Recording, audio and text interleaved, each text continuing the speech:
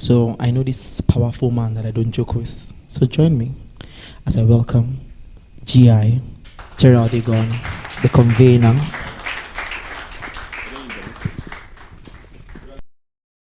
All right. Good evening. Good afternoon. All right. My name is GI, and some of you already know me. And what I want to do here is very simple this morning. First of all, welcome to this conference. Some of you traveled. Chisom came from Owerri. Temi came from Warri, and then some other people who came from other places. And I want to appreciate you for coming. All right. So what I want to do here is very simple. I want to introduce Conquering Degrees to you and explain to you what the conference is about. Everything that concerns this earth is about human beings. And if anything serious must be done, it must be done by people who are fearless. And that's something I've come to realize. Now, that's one. Number two is, in my experience, in my experience mentoring people, I've been doing this for quite a while now. One thing I've realized is that, I get to meet a lot of people who have gifts, who have talents, who have visions. And, when you sit down and talk with them, some of these young people, you see that they have a lot of ideas. But I figured out that there was a major problem when interfacing with these young people, and that is the issue of fear.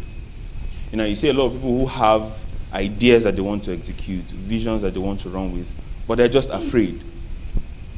And do you know the funny thing about this? That some of that fear that they are entertaining are words that were spoken to them while they were growing up. You know that as you grow, words that are spoken to you, pictures that you see, experiences that you have, affect what you believe about yourself. And in fact, I recently posted something on Twitter, and I said that I defined an adult. An adult is someone in his 20s, 30s who is traumatized, but does not admit it. Yes. There are a lot of things in your life right now that you use cruise to avoid. So because those things are wounds in your heart, but because if you open up your mouth and begin to explain that wound, people will tell you it's part of life. And you see a lot of adults who have visions that they've buried because of that voice that keep repeating in their ears, who do you think you are? You can't do this. And sometimes those voices came from what I call nurturing lips, parents, friends, people that you opened up your heart to. They spoke words to you that till today, those words ground you.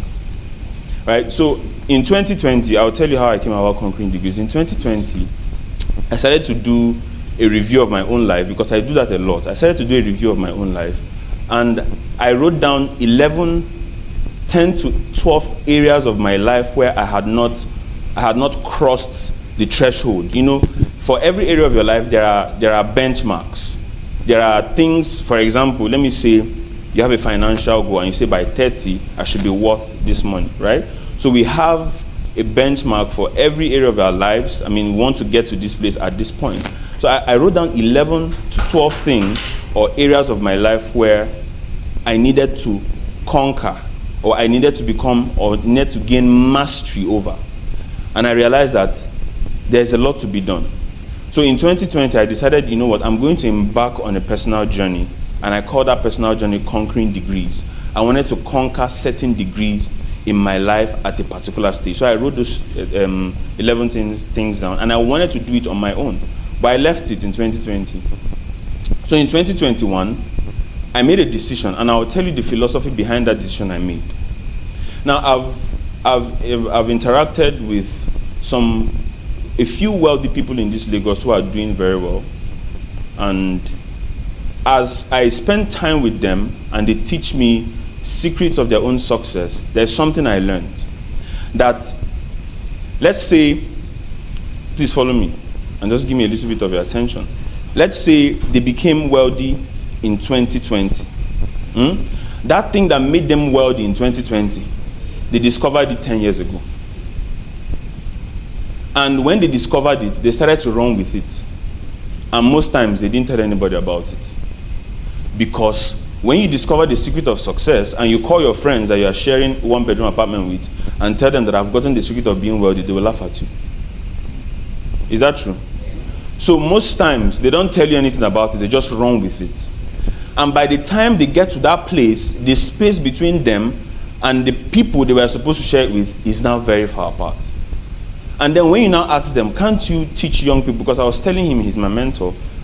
I was telling him, can't you teach young people these things? He said, they will not believe it. They will not take it seriously. And so you see most young people, what they do is that they reach out for those people that are already there, but there are already people who have caught that idea and are running with it now. So I decided to myself that I've found the secret and I'm going to run with it, but I don't want to run with it alone. I want to carry as many young people along that are willing to follow. So we started what we call the Wealthy Community. So that was a test run of this idea. And so we were about 10 to 12. Tobe, you were there. Tobiru was there. You were there too, right? And so for a few months, I started to teach them some of these secrets of growing wealth and things like that. So that was the first version of it. We made a lot of mistakes, but we corrected those mistakes. Right? So in 2021, because usually towards the end of every year, I begin to ask God. First of all, I'm supposed to even say this first, that God called for this meeting. Right? It is not a religious meeting per se, but it is also a spiritual meeting because God called for this meeting. And so it was first week of December, right? I was asking God, I was like, I see where you want me to be. What do I need to do now to get to that place? And so I was pacing back and forth, and I was asking God, what do I do next? And God just spoke 2 words to me. He said, aim and attitude. He said, have a global aim and have a global attitude. I said, what do you mean? He said, when you fix your eye on something, right, the normal thing for you to do is to start to run towards it, right? But he said, no, that's not what you do. Once you have an aim, fix your eye on that aim and figure out the attitude that will naturally take you to that place and begin to embrace that attitude. So when you embrace that attitude will naturally take you to that aim. So he said, have a global aim and have a global attitude. And I wrote it down. And so he now reminded me, remember you wanted to do conquering degrees. And I said, okay, I'm going to do conquering degrees. It's a personal development program that I developed for myself. And I said, okay, fine, I'm going to do it with 12 young people because I committed to teaching young people. As I discover this truth and as I'm running with it, I teach young people and they run with it. So that whenever we get there, the difference between us will not be so much. So when I decided that I was going to do that on my own in 2021, and then I heard God say to me, open it up to more people. Now, the reason why I didn't want to open it up to more people was because, the first test run we did, one of the things that was difficult was to compel willingness. You can have a great vision, but you can't compel people to be willing to follow that vision. In fact, I think that's even why the Bible says that in the days of his power, the people will be willing. One of the proofs that you have power is that you can compel willingness from people. And so I was like, I don't want to do this thing again, these young people. But God said, open it up to a larger crowd of people. So I started to run the adverts, on WhatsApp and all that for conquering degrees, and about 100 people signed up, right? And so we started conquering degrees this year, January 2nd, and we've been running it for close to 40 weeks now. Every weekend we do teachings. So the first month we did a teaching on what I call the bonsai factor. So we considered the environmental impact or how the environment impacts your vision. No matter how powerful the seed is, it's at the mercy of the environment. If the environment does not support that seed will not grow. So we started to do teachings on the bonsai factor, building relationships, building enterprises, and then the second quarter we split them into groups. And that particular quarter was for conquering fear. So I gave them an assignment to do a research on how to conquer fear and then teach themselves. So we've been running with this for the past 40 weeks. And by the way, let me even say this. I met my fiancé on that group. So, yes, this could have been us, but you refused to join WhatsApp group, but it's fine. So, right? So, and let me just round up with this. One of the things that God told me is that in the coming era, in the coming decade, one of the things that will be most lacking is someone to talk to. As we enter the era of the metaverse, empathy will be a scarce commodity.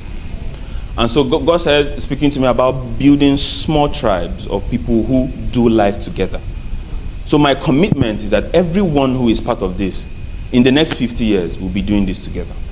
Because I'm looking at a time where our children are friends. And it will be that powerful, because if we surround ourselves with the same mindset, imagine what our children will become if they are friends. So you don't even need to depend on the schools to train them. This community alone will do that for them.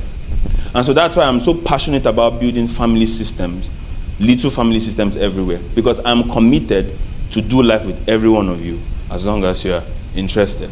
So, and to finalize this, Unapologetically Bold, the reason why we're hosting this conference is simple.